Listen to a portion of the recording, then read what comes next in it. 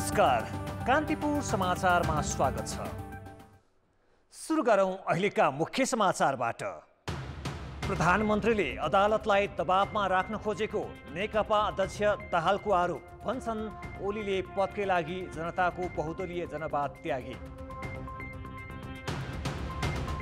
राजनीतिक अस्थिरताका बीच परराष्ट्र मन्त्री गेमाली पर्सि भारत भ्रमणमा जाँदै वर्षौं नसुल्झेका महत्त्वपूर्ण विषयमा छलफलको तयारी। इपिजी प्रतिवेदन नेपालको मुख्य चासो। कोरोना महामारीले थलिएका 46% उद्योग पूर्ण रूपमा सञ्चालनमा आउन सकेनन्। रोजगारी गुमाएका 13% मजदुर अझै कामविहीन रहेको राष्ट्र बैंकको आँकडा। मलेसियामा 7 महिना लामो सङ्कटकाल घोषणा। संसद निलम्बन गर्ने अधिकार प्रधानमन्त्रीलाई प्रत्यायोजन। र पौडीबाज गौरिका सिंह र करातेका मण्डेकाजी श्रेष्ठ उत्कृष्ट वर्ष खेलाडी घोषित। आयशा साक्य र सन्तोषी श्रेष्ठलाई विशेष अवार्ड।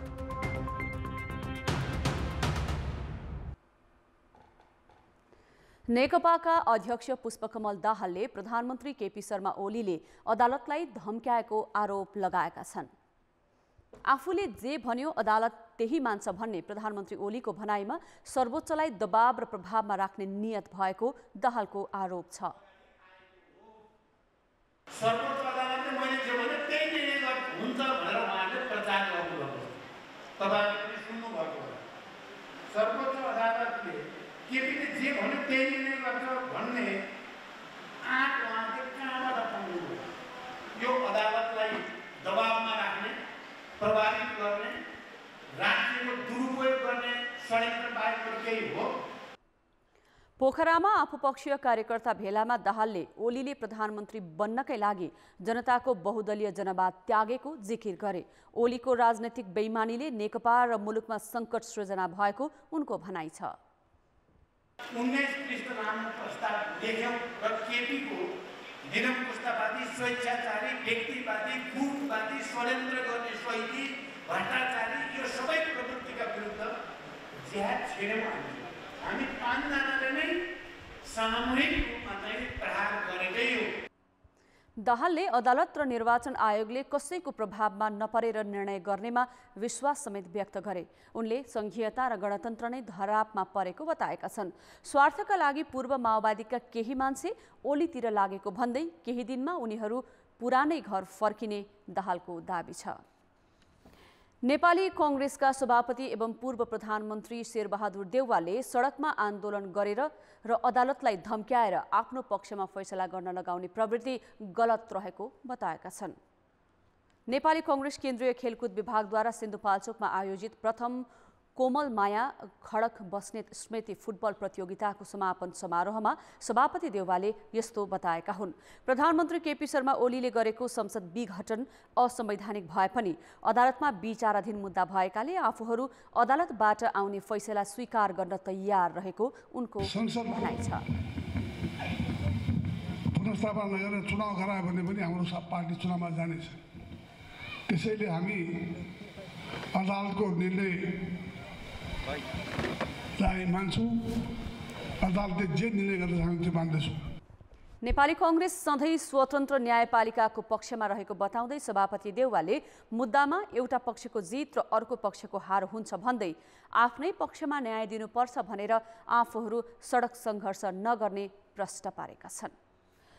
सुरु भएको 10 दिन बित्न नपाउँदै हठात राष्ट्रिय सभा अधिवेशन अन्त्य गरेका प्रधानमन्त्री केपी शर्मा ओलीले संसदीय समितिका गतिविधिमा समेत नियन्त्रणको प्रयास गरिरहेका छन्। राष्ट्रिय सभामा काम कारबाहीको मूल्याङ्कन गरी सरकारको स्वेच्छाचारितामा अंकुश लगाउन सक्ने 4वटा समिति भए पनि तिनका गतिविधि ओली समूहको असहयोगका कारण रोकिएका छन्। हिउँदे अधिवेशन नबोलाई प्रधानमन्त्री केपी शर्मा ओलीले पुस 5 मा प्रतिनिधि सभा विघटन गरेपछि प्रतिनिधि सभा अन्तर्गतका विषयगत समिति पनि निष्क्रिय भएका छन्। प्रतिनिधि सभा नभएकाले सरकारका गतिविधिमा संसदीय निगरानी गर्ने संयन्त्र राष्ट्रिय सभाका समितिहरू हुन्।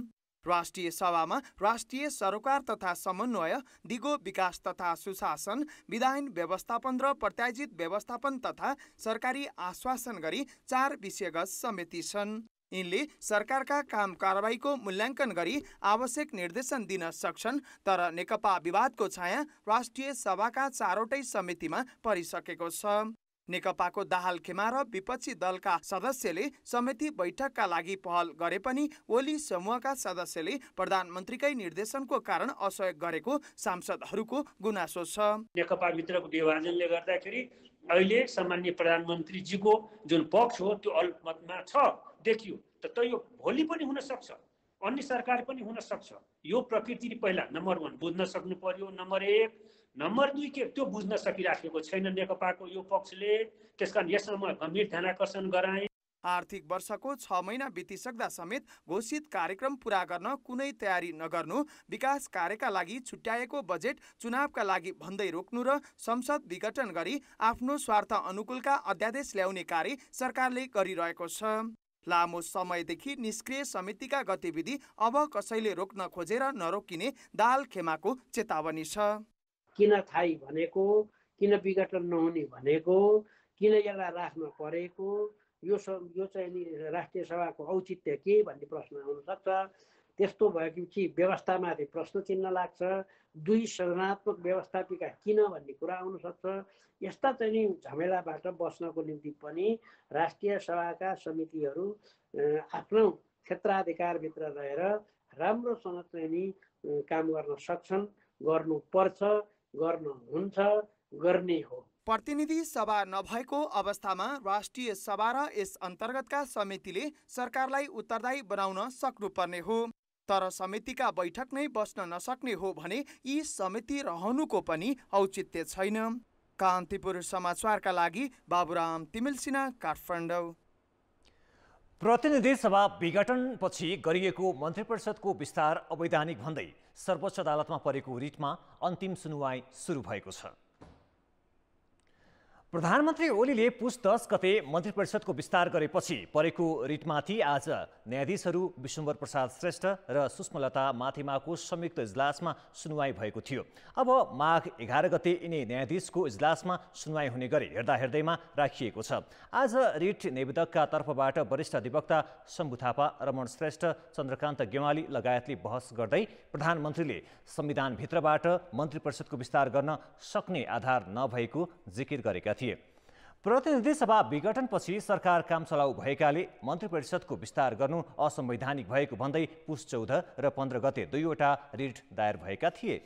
यसअघि पुस 20 मा सर्वोच्चले प्रतिनिधि सभा विघटनपछि मन्त्री परिषद विस्तार गर्नुको लिखित कारण 7 दिनभित्र पेश गर्न प्रधानमन्त्री तथा मन्त्री परिषदको कार्यालयलाई आदेश दिएको थियो। मुलुकमा राजनैतिक शक्ति सङ्घर्ष बढ्दै जाँदा परराष्ट्र मन्त्री प्रदीप गेवाली दूरगामी महत्त्वका कार्यसूची लिएर भारत भ्रमणमा जाँदैछन्। पर्सि माघ 1 गतेदेखि सुरु हुने भ्रमणका क्रममा दिल्लीमा नेपाल भारत सीमा विवादबारे प्राथमिकताका साथ छलफल गर्ने सरकारको तयारी छ। तर संसद नभएको र सरकार पनि काम चलाउ भएको अवस्थामा हुन लागेको भ्रमण र सीमा विवाद जस्तो मुद्दालाई सावधानीपूर्वक हेर्नुपर्ने धारणा विदेश मामिला विज्ञहरूको छ। परराष्ट्र मन्त्री स्तरीय संयुक्त आयोगको नियमित बैठकका लागि भन्दै गेवाली बिहिबार 3 दिने भ्रमणका लागि भारत जाँदैछन्। सीमा, व्यापार तथा पारवहन, ऊर्जा, कृषि, लगानी तथा कोरोना महामारी विरुद्धको खोप आपूर्ति लगायतका थुप्रै विषय बैठकको सूचीमा छन्। त्यसबाहेक उच्च राजनीतिक भेटवार्तालाई पनि भ्रमण तालिकामा राखिएको छ। परराष्ट्र मन्त्रालयले नेपाल भारत सम्बन्धका सबै आयाममा छलफल हुने विज्ञप्ति मार्फत जनाएको छ। नेपाल भारत संयुक्त आयोगको बैठकमा नेपाल भारत द्विपक्षीय सम्बन्धका सबै विषयहरूमा छलफल हुनेछ। यसमा व्यापार, पारवहन, ऊर्जा, दुई देश बीचको सीमा, कोभिड-19 विरुद्धको सहकार्य, पूर्वाधार विकास, सम्पर्क सञ्जाल, लगानी, कृषि, पर्यटन, संस्कृति लगायतका विषय रहनेछन्। साथै मन्त्री गेवालीले भारत रहँदा त्यहाँका उच्च राजनीतिज्ञसँग भेटवार्ता पनि गर्नेछन्। नेपाली भूमि, लिपुलेक र लिम्पियाधुरा सहित भारतले मिचेको क्षेत्र समेटेर नेपालले गत जेठमा नयाँ नक्सा जारी गरे यता मन्त्री गेवालीले पहिलो पटक भारत भ्रमण गर्न लागेका हुन्।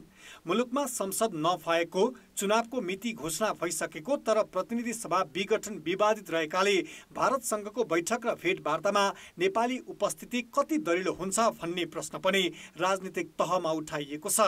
मलाई के लाग्छ भने उहाँको एउटा सायद परराष्ट्र मन्त्रीको प्राथमिकता जसरी भए पनि प्रधानमन्त्रीलाई अहिले चाहिँ भारतको भ्रमणमा लग्ने भन्ने उहाँको सायद इच्छा पनि होला र मलाई जहाँसम्म लाग्छ भारतले उहाँलाई बोलाउँछ पनि, किनभने जब नेपालको आन्तरिक राजनीति कमजोर छ, जब प्रधानमन्त्री कमजोर हुन्छ त्यो बेलामा कमजोर प्रधानमन्त्रीले बोलाउनु र कुरा गर्नु सहिलो हुन्छ। रणनीतिक अर्थ हो, यो सबै देशले गर्छन्। के हो, तपाईँको अर्को देशको प्रधानमन्त्री कमजोर भएको बेलामा त्यो कमजोर प्रधानमन्त्री त्यहाँ गयो भने उसले चुक्ने धेरै सम्भावना हुन्छ। त्यो चाहिँ नचुकोस् नेपाल सरकारले मेरो भनाइ थियो। त्यसो त नेपाल भारत प्रबुद्ध व्यक्ति समूह EPG को प्रतिवेदन बारे पनि कुरा उठाउने नेपाली पक्षको तयारी छ, तर सीमा विवाद र EPG का विषयमा अघि बढाउन भारतीय पक्ष त्यति उत्साही देखिएको छैन। त्यसैले पनि मन्त्री गेवालीको भारत भ्रमण द्विपक्षीय एजेन्डामा कम तर राजनीतिक बढी केन्द्रित हुने देखिन्छ। प्रधानमन्त्री केपी शर्मा ओलीले पनि आइतबार राष्ट्रिय सभाको बैठकमा मन्त्री गेवाली भारत जान लागेको विषयलाई विशेष महत्त्वका साथ चर्चा गरेका थिए। तर आन्तरिक राजनीतिक ध्रुवीकृत भएका बेला हुन लागेको परराष्ट्र मन्त्रीको भारत भ्रमणलाई सावधानीपूर्वक हेर्नुपर्ने धारणा वैदेशिक मामिलाका विज्ञहरूको छ। कान्तिपुर समाचारका लागि क्यामेरामा रूपक कोइरालाका साथमा नवराज पाण्डे, काठमाडौँ। ब्रेकपछि समाचारमा पुनः स्वागत छ। सर्वोच्च अदालतले 11 कक्षामा नयाँ पाठ्यक्रम लागू गर्ने बाटो खोलिदिएको छ। नयाँ शैक्षिक सत्र सुरु भएको 5 महिनापछि पुरानो पाठ्यक्रम पढाउने कि नयाँ भन्ने विवाद सर्वोच्चले अन्त्य गरिदिएको हो। साथै नयाँ पाठ्यक्रमको सर्वाधिक विवादित विषय अनिवार्य गणित हटाउने निर्णय पनि पुनर्विचार गर्न सर्वोच्चले निर्देशनात्मक आदेश जारी गरेको छ। शिक्षा मन्त्रालयले यो शैक्षिक सत्रबाट 11 कक्षामा नयाँ पाठ्यक्रम लागू गर्ने निर्णय गरेको थियो। त्यस विरुद्ध असोज 28मा सर्वोच्च अदालतमा रिट दायर भयो। महामारीका कारण शिक्षक तालिम र पाठ्यवस्तुबारे पर्याप्त तयारी हुन नसक्ने शिक्षकको पनि अभाव हुने लगायत कारण देखाएर नयाँ पाठ्यक्रम लागू गर्ने निर्णय कार्यान्वयन नगर्न माग गरिएको रिटमा सर्वोच्चले अन्तरिम आदेश दिएपछि कुन पाठ्यक्रम पढाउने भन्ने अन्योलमा परेको थियो। त्यो अन्यल चिर्दै सर्वोच्चले मङ्गलबार रिट नै खारेज गरिदिएको छ। शैक्षिक सत्र सुरु भएको 5 महिनापछि नयाँ पाठ्यक्रम लागू गराउने बाटो खुलेको हो, जस अनुसार 27 वर्षपछि 11 कक्षामा अब एकलपथीय पाठ्यक्रम लागू हुनेछ। अर्थात् अब संकायगत व्यवस्था हटेको छ। सबै विद्यार्थीले अङ्ग्रेजी, नेपाली र सामाजिक तथा जीवनोपयोगी शिक्षा गरी 3वटा अनिवार्य र 3वटा ऐच्छिक विषय पढ्नुपर्छ। ऐच्छिक विषय विद्यार्थीले रोज्न पाउनेछन्। हामीले गरेको काममा चाहिँ अदालतमा विचाराधीन भएपछि हाम्रा कामहरू धेरै रोकिएका थिए, तथापि सम्मानित सर्वोच्च अदालतबाट हामीले गरेको कामलाई चाहिँ रिकग्नाइज भयो र केही चाहिँ निर्देशन सहित हामीलाई चाहिँ काम अगाडि बढाउनलाई बाटो खोलेको छ। असाध्यै हामी आभार पनि व्यक्त गर्न चाहन्छौँ र हाम्रो अब कामलाई अगाडि बढाउँछौँ। हाम्रा विद्यार्थीहरू, हाम्रा अभिभावकहरू, हाम्रा शिक्षकहरू जुन छटपटाहट थियो, अन्यल थियो, त्यो अन्यलता आजबाट चाहिँ टुटेको छ। अब हामी क्रम चाहिँ यसलाई कार्यान्वयन गरेर लिएर जान्छौँ। यो अन्यलता हटेको छ, हाम्रो काम अब ओपन भएको छ। हामी असाध्यै खुसी छौँ र सबैलाई यही अनुसार चाहिँ अगाडि बढ्नलाई पनि हामी अनुरोध गर्दछौँ। नयाँ पाठ्यक्रम लागू गर्न शिक्षा मन्त्रालय मातहतको पाठ्यक्रम विकास केन्द्रले 3 वर्ष अगाडि नै तयारी थालेको थियो। सर्वोच्चले रिट खारेज गरिदिएकाले यो शैक्षिक सत्रदेखि 11 कक्षा र अर्को शैक्षिक सत्रदेखि 12 कक्षामा नयाँ पाठ्यक्रम लागू हुनेछ। भविष्यमा चिकित्सा शिक्षा वा इन्जिनियरिङ विषय पढ्न चाहने विद्यार्थीले गणित थप ऐच्छिक विषयका रूपमा पढ्नुपर्छ। उनीहरूका लागि गणित अनिवार्य नगर्ने निर्णय सम्बन्धमा भने अदालतले पुनर्विचार गर्न निर्देशनात्मक आदेश दिएको छ। चिकित्सा शिक्षा र इन्जिनियरिङ पढ्न चाहने विद्यार्थीका लागि गणित अनिवार्य नगरिएको विषयमा गणितकै विज्ञहरूले विरोध समेत जनाउँदै आएका छन्। कान्तिपुर समाचारका लागि क्यामेरामा विनोद कोजुका साथ दीपक आचार्य र नारायण किलम्बु, काठमाडौँ। 1 नम्बर प्रदेशमा नेकपा ओली समूहले 16 जना दाहाल समूहका सांसदलाई कारबाही गरेपछि दाहाल समूहले पनि 8 जना ओली समूहका मन्त्री र सांसदलाई कारबाही गरेको विषयमा सभामुख प्रदीप कुमार भण्डारीले मङ्गलबार कानुन व्यवसायीसँग परामर्श गरेका छन्। मुख्यमन्त्री शेरधन राई विरुद्ध दर्ता भएको अविश्वासको प्रस्ताव, नेपाल कम्युनिस्ट पार्टी संसदीय दलको नेता परिवर्तन, दुवै समूहले एकले अर्कोलाई कारबाही गरेको विषय र यी विषयको छिनोफानो कसले कसरी गर्ने भन्ने विषयमा सभामुख भण्डारीले परामर्श गरेका हुन्। कुनै पनि कानुनमा संसदीय दलको नेता बदल्ने हटाउने व्यवस्था छैन। अविश्वासको प्रस्तावै पारित गरेर जानु पर्यो। त्यो पारित गर्दाखेरि संसदीय दलको विधानको प्रक्रिया पुरा गरेर पारित गरेर जानु पर्यो। त्यो प्रक्रिया पुरा गरेको देखिँदैन। हटाउने व्यवस्था कानुनमा छैन। तेस्रो 16 जना सभासचिवहरूलाई चाहिँ निलम्बन गर्नुभएको भन्ने छ। 16 जना निलम्बित भइसक्नु भएको छ। अब उहाँहरूलाई गरेको निलम्बन प्रोसेस पुरा नगरी गैरकानुनी हिसाबले, स्वेच्छाचारी हिसाबले या निरङ्कुश हिसाबले गर्नुभएको हो भने त्यो माथि त पुनरावेदन सुन्ने मेकानिजम छ।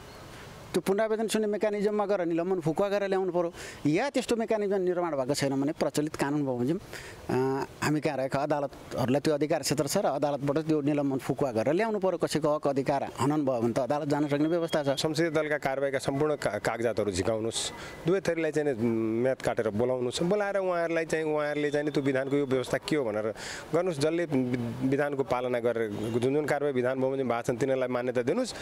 जुन कारबाही चाहिँ विधान बमोजिम भएको छैनन् त्यसलाई चाहिँ तपाईँले अमान्य गर्नुहोस्। यो संसदीय दलको विधानमा के भयो भन्ने कुरा चाहिँ त्यही यहाँ के अरे प्रदेश सभामा समेत चाहिँ मानिदिनुपर्छ भनेपछि भोलि नेकपाको चाहिँ संसदीय दलको विधान छ, नेपाली काङ्ग्रेसको संसदीय दलको विधान छ, अनि समाजवादी पार्टीको विभिन्न पार्टीहरूको संसदीय दल विधान छ।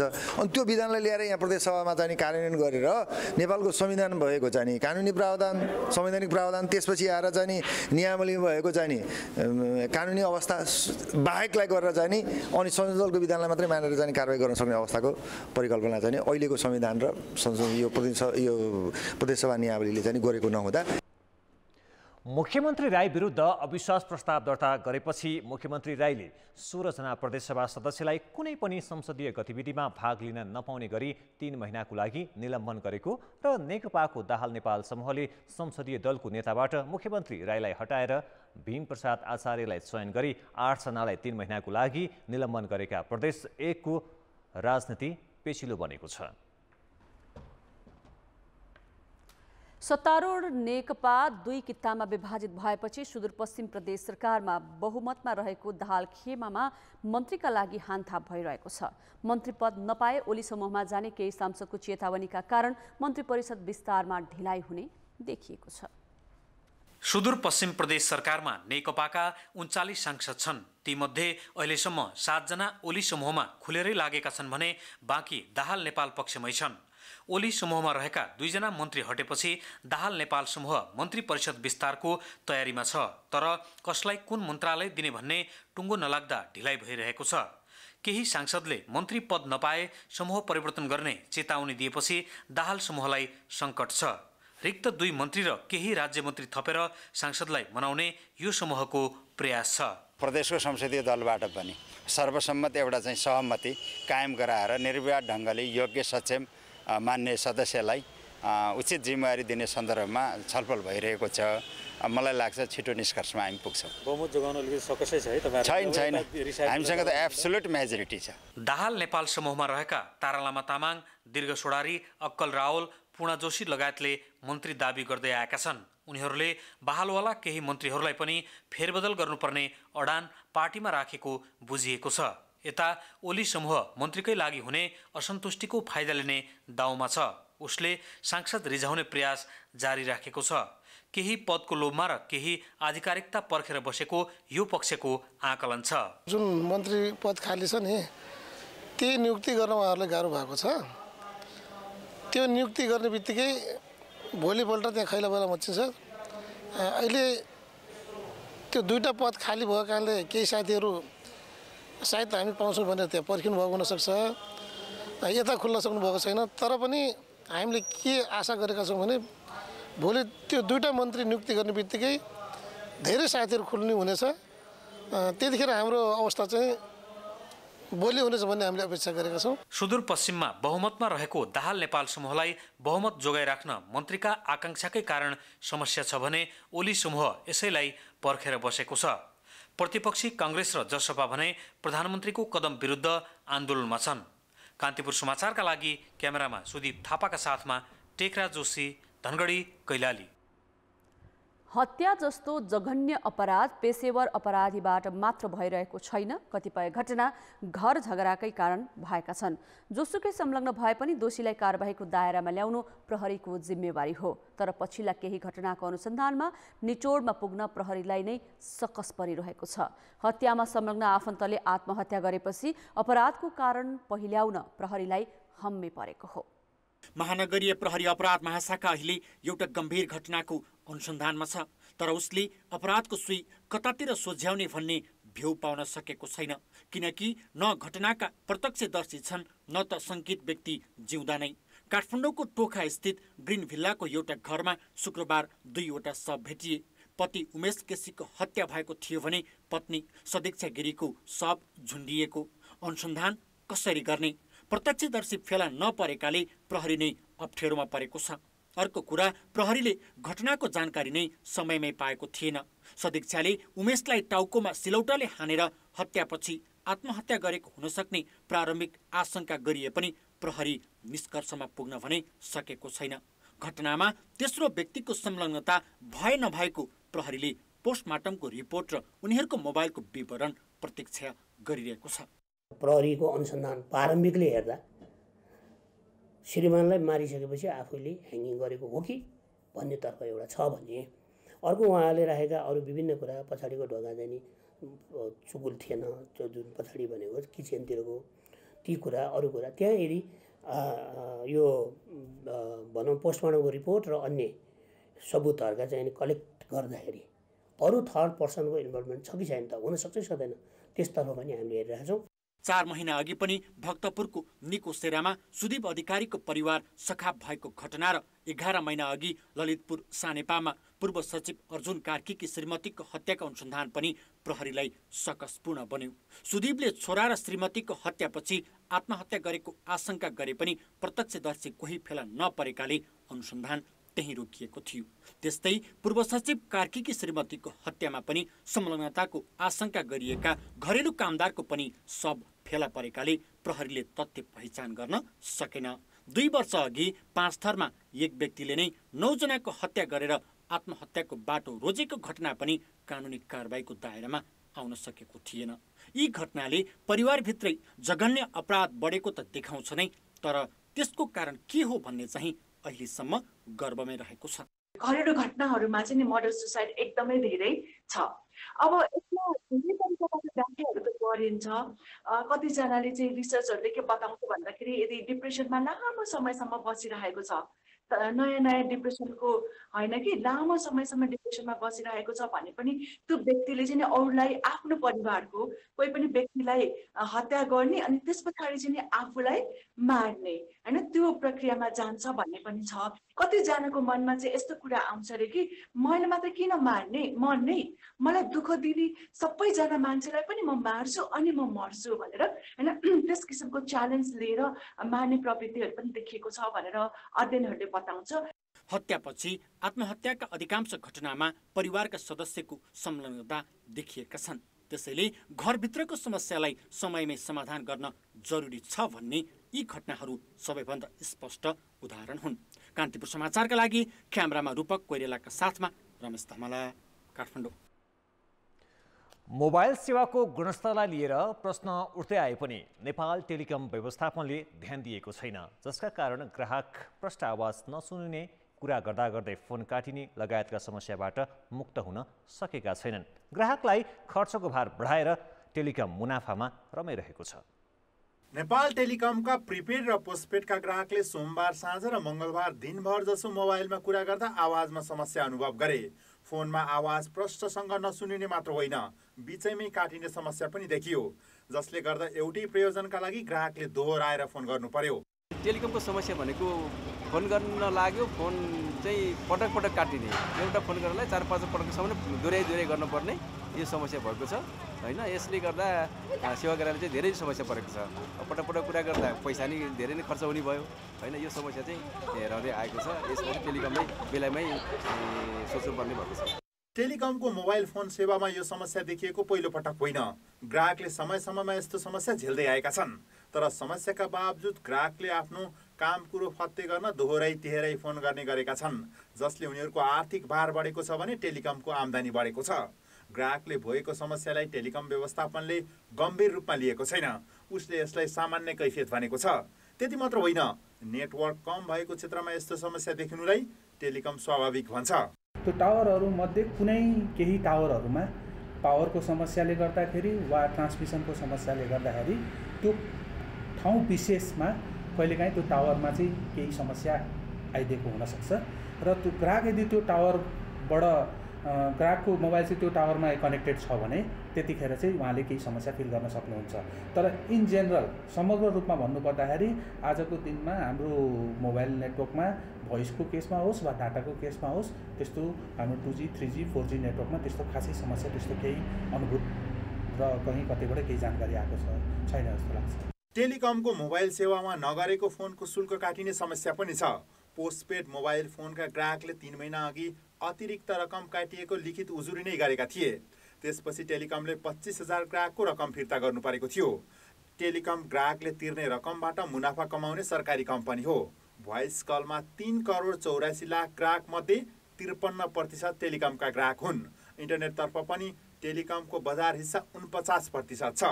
फोनदेखि इन्टरनेट र अन्य सेवा बापत वार्षिक 10 अर्ब रुपियाँभन्दा बढी मुनाफा कमाउँदै आएको टेलिकम व्यवस्थापन गुणस्तर सुधारमा गम्भीर नहुनुलाई ग्राहकप्रति उसको उपेक्षाका रूपमा लिइएको छ। कान्तिपुर समाचारका लागि क्यामेरामा सञ्जय लुइटेलका साथ पोषनाथ अधिकारी र सुमन पन्थ, काठमाडौँ।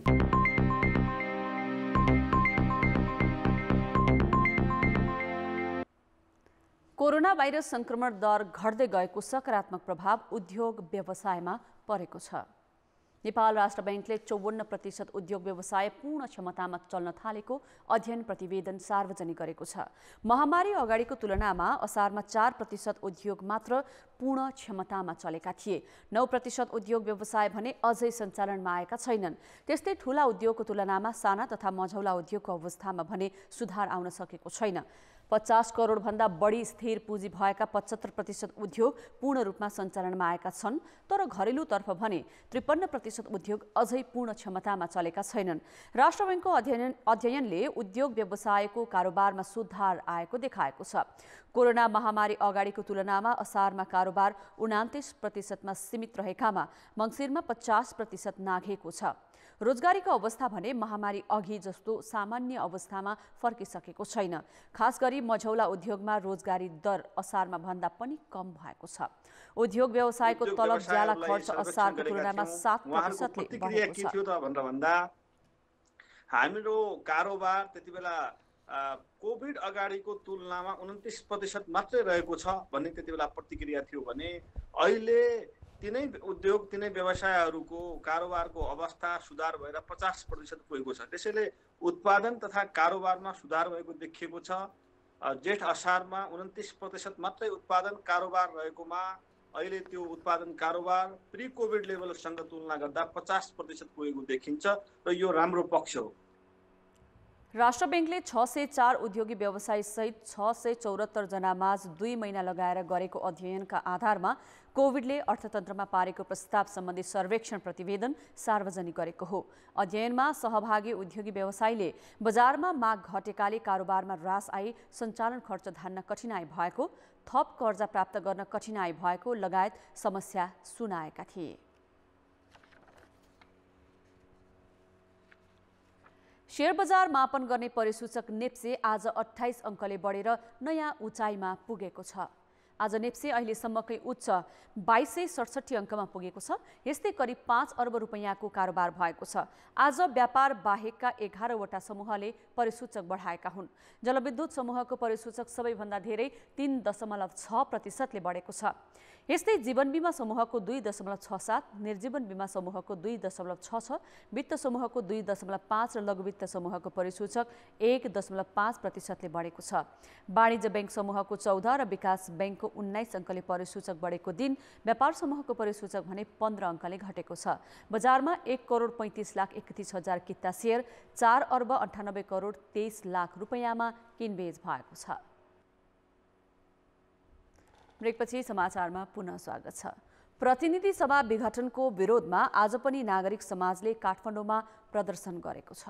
नागरिक समाजका अगुवाहरूले कमलादे स्थित प्रज्ञा प्रतिष्ठानमा प्रतिनिधि सभा विघटनको विरोध गरेका हुन्।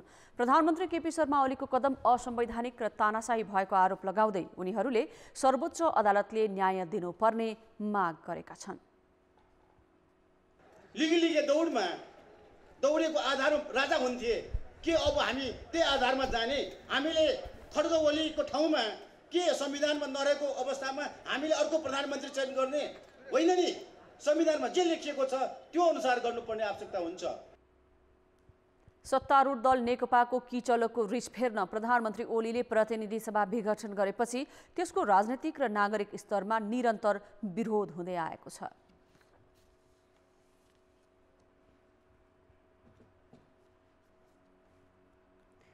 राष्ट्रिय सुरक्षाका लागि सशस्त्र प्रहरी बलले उत्तरी र दक्षिणी सीमामा सूचना संयन्त्रलाई सशक्त र प्रभावकारी तुल्याउन दुवैतिरको भाषा बुझ्ने, भौगोलिक र सामाजिक अवस्थासँग घोलमेल हुन सक्ने जनशक्ति तयार पार्न थालेको छ। राष्ट्रिय सुरक्षाका लागि सशस्त्र प्रहरी बल नेपालले दक्षिणी र उत्तरी क्षेत्रमा गरेर 197वटा बोर्डर आउटपोस्ट स्थापना गरिसकेको छ। सीमा क्षेत्रमा स्थापना गरिएका यस्ता बोर्डर आउटपोस्ट केवल भौतिक रूपमा मात्र छन्। यसले पर्याप्त राष्ट्रिय सुरक्षा हुन नसक्ने देखेपछि सूचना संयन्त्रलाई चुस्त र दुरुस्त राख्न सशस्त्र प्रहरी बलले अर्को सूचना संयन्त्रको रणनीति अघि सारेको छ। उत्तरी र दक्षिणी सीमा क्षेत्रमा सूचना संयन्त्रलाई सशक्त तुल्याउन दुवैतिर बोलिने भाषाको ज्ञान भएको जनशक्ति तयार पारिने भएको छ। राष्ट्रिय सुरक्षाका दृष्टिले महत्त्वपूर्ण सीमा क्षेत्रमा अहिले भाषाकै कारण सूचना सङ्कलनमा समस्या रहेको सुरक्षा संयन्त्रले नै औल्याएको छ। त्यसैले चीन र भारतका सीमामा त्यहाँको भौगोलिक ज्ञानसँगै परिवेश भाषा बुझ्ने जनशक्ति तयार गरी परिचालन गरिने सशस्त्र प्रहरीले जनाएको छ। सूचना लिने, सूचना सङ्कलन गर्ने प्रविधिलाई बलियो कसरी बनाउन सकिन्छ भनेर त्यो खालका दक्ष म्यान पावरहरू पनि लिँदै गएको अवस्था छ। उत्तर र दक्षिण दुवै सीमा क्षेत्रबाट हुँदै आएका आपराधिक गतिविधि नियन्त्रण गर्न यस्तो रणनीति अपनाउन थालेको सशस्त्र प्रहरी बलले नयाँ भर्ना लिँदा तिब्बत र भारतीय सीमा क्षेत्रको भाषा बुझ्नेलाई प्राथमिकता दिन निर्देशन समेत दिइसकेको छ। भाषागत ज्ञानको अभावमा सीमामा के भइरहेको छ भन्ने बुझ्न कठिन त भएको छ नै, सीमापारीका बासिन्दासँग सूचना ल्याउन समेत नसक्ने अवस्था छ। प्रत्येक प्रदेशमा बाहिनी अन्तर्गतका त्यस ठाउँका मान्छेहरूलाई नै हामीले तालिम प्रदान गर्दै गएर एउटा कोभर्ट युनिट र अर्को चाहिँ ओभर्ट युनिट भन्छौँ, जसलाई हामीले इन्फेन्ट्री युनिट भन्छौँ, यसरी दुईटालाई सिमुल्टेनियसली अगाडि बढाउने उद्देश्यका साथ हामीले काम गरिरहेका छौँ। आपराधिक कार्य र अतिक्रमणसँगै सामरिक दृष्टिले समेत दिन प्रतिदिन सीमा क्षेत्र संवेदनशील हुँदै गएका छन्। यस्तो अवस्थामा नेपाली भूमिको सुरक्षाका लागि सूचना संयन्त्रलाई अझै बलियो र प्रभावकारी सान्दर्भिक भए पनि औपचारिकताका लागि मात्रै नहोस्। कान्तिपुर समाचारका लागि सविता जीसीका साथ जे पाण्डे, नेपालगञ्ज, बाँके। अब जनमतको अन्तिम परिणाम। जनमतमा हिजो हाम्रो प्रश्न थियो, स्वास्थ्य बिमा कार्यक्रमलाई प्रभावकारी बनाउन के गर्नुपर्ला? ए सचेतना वृद्धि, बी स्वास्थ्य सेवामै सुधार र सी दायरा विस्तार। जनमतको अन्तिम परिणाम यस्तो छ, ए सचेतना वृद्धिमा 40%, बी स्वास्थ्य सेवामै सुधारमा 30% र दायरा विस्तारमा 30% मत प्राप्त भएको छ। अब जनमतमा आजको प्रश्न। जनमतमा आज हाम्रो प्रश्न छ, राष्ट्रिय सभाका समितिहरू किन सक्रिय नभएका होलान्? ए नेकपा विभाजनको असर, बी नेतृत्वको व्यवस्था र सी सत्ताको छाया। जनमतको अन्तिम परिणाम भोलि साँझ 8 बजेको कान्तिपुर समाचारमा प्रसारण गर्नेछौँ। कृपया NEWS news space A, B वा C टाइप गरी 34001 मा SMS गरी आफ्नो मत व्यक्त गर्नुहोला। अब जनताका आवाज हामीले विराटनगरमा सोधेका छौँ, राजनीतिक दलका नेताले अर्को राजनीतिक दल र तिनका नेतालाई तल्लो स्तरको गाली गर्नुलाई के भन्नुहुन्छ? जनताको आवाज। राजनेता भनेको छँदै छैन, यो देशमा बहुदलीय व्यवस्था आएदेखिको यी सबै कताबाट लुट्ने, कता तान्ने, कसलाई परेशान गर्ने यही मात्रै हो। लुचाचुडी गर्ने, कुन बोल्दाखेरि के हुने, मिल्नु पर्यो भने ट्याप्पै मिल्ने हो, त्यस्तो खालको चाहिँ हामीले अहिलेसम्म देखेका छौँ। केपीले प्रधानलाई भन्छन् होइन, अब उता चाहिँ कमल थापा अर्कालाई भन्छन्, अब बाबुराम अर्कालाई भन्छन्, अब कुन चाहिँ गतिलाई भयो त? अनुशासन नभएको हो कि मिल्दाखेरि सबै कुरा राम्रो हुने, केही कुरा नपुग्दाखेरि चाहिँ भाड भैडल गरेर सोच्ने। सत्तामा पुग्दाखेरि चाहिँ सबै कुरा राम्रो होइन, अनि अलिकति आफू सत्ताबाट तल झरिसकेपछि चाहिँ उसलाई दोष दियो, एकले अर्कालाई दोष दियो, त्यस्तो खालको प्रवृत्ति छ क्या। राजनीतिक संस्कार नभएको देखियो क्या, किनभने आफू राम्रो छ भने आफूले चाहिँ राम्रो देखाउन सक्नुपर्छ। देशलाई हाँक्ने राजनीतिक स्तर गर्ने व्यक्तित्वहरू हुन्, उनीहरूले अगर राम्रो कुरा गरेन, राम्रो व्यवहार गरेन भने त्यसको असर आम जनतालाई पर्छ। नैतिकता अलिकति बोल्ने शैली नभएको कारणले पनि होला जस्तो लाग्छ मलाई। उहाँहरू त कस्तो लाग्छ भनेदेखि हामी चाहिँ सर्वै सर्व हौँ, हामी भन्दा ठुलो कोही पनि छैन, जनताहरू त हाम्रा चाहिँ गोठाला जतिकै ठान्नु हो उहाँहरूले।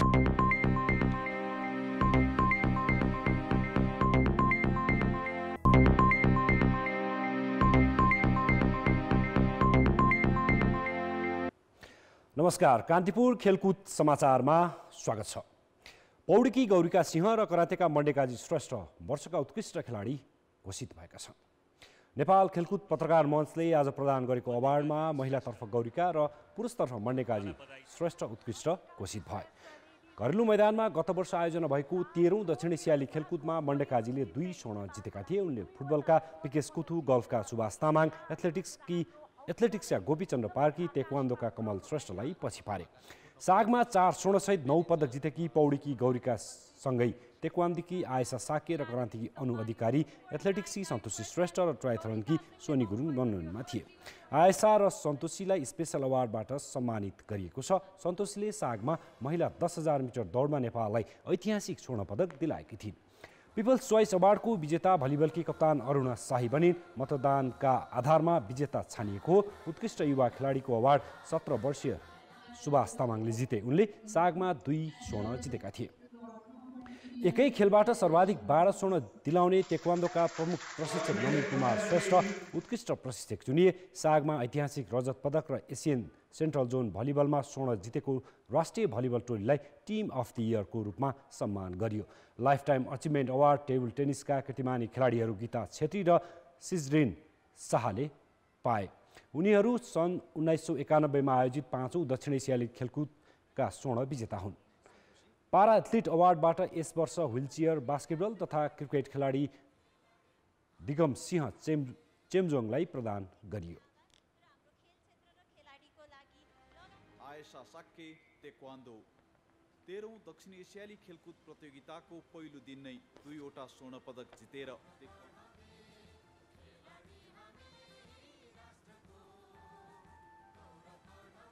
जोरदार ताली आयशा साक्केको लागि। अब चाहिँ तपाईँ लाइफमा कहिले पनि हिँड्न सक्नुहुन्न भनेर भन्दाखेरि चाहिँ जति बेला पनि दिमागमा एकदम नकारात्मक सोचाइहरू मात्रै आउँछ।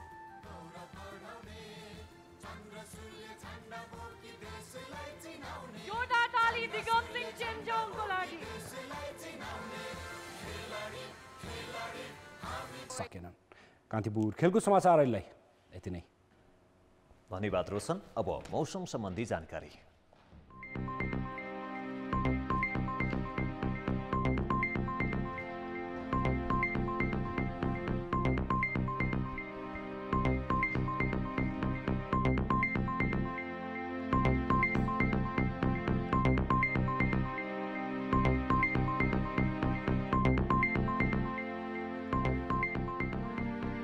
कान्तिपुर समाचार अहिलेलाई सकियो। कान्तिपुर टेलिभिजन हेर्दै गर्नुहोला।